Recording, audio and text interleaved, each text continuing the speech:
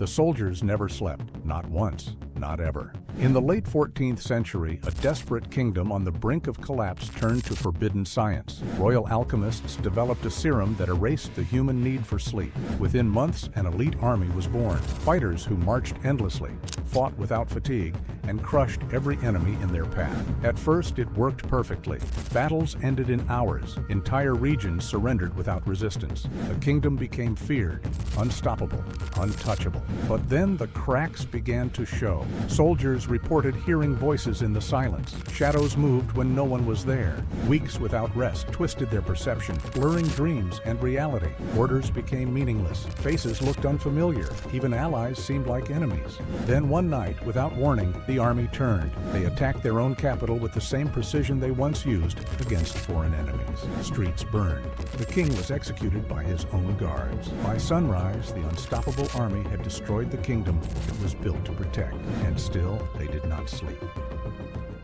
The soldiers still did not sleep. In the aftermath of the kingdom's destruction, neighboring empires sent scouts to uncover the truth. None returned. Only abandoned camps and scattered weapons were found, as if entire groups had vanished mid-march. The army had not disappeared. It had spread. Without command or purpose, the sleepless soldiers continued moving across the land, advancing through forests, valleys, and forgotten roads. Villages emptied at the mere rumor of their approach. Those who stayed behind were never seen again. But something was different now. They no longer fought like men. Their movements were precise, repetitive, almost ritualistic. They walked the same paths, formed the same lines, as if trapped inside a command that never ended. Months passed. Then came a single account. A lone observer, watching from a distant ridge, described soldiers who did not blink, did not speak, and did not age. Time moved forward, but they did not. Then, without warning, they were gone. No bodies, no graves, no signs of retreat, only scorched footprints pressed into the earth,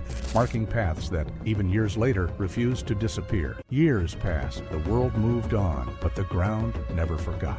Travelers began avoiding certain roads, paths where the earth was scarred with footprints that would not fade. Rain could not wash them away. Snow could not cover them. Crops refused to grow where they marked the soil. At first, they were dismissed as myths, stories told to frighten children, until the disappearances began again. Small at first, a merchant caravan, a patrol unit, then entire settlements near the marked paths vanished overnight. Without fire, without struggle, without a single trace. Then came the reports. In the dead of night, witnesses claimed to see figures standing along the old roads, silent, unmoving, watching, their armor unchanged, their faces untouched by time. The army had returned, but this time they were not marching. They were waiting. No one knows for what, but every year the footprints spread a little further, as if something beneath the earth is still moving.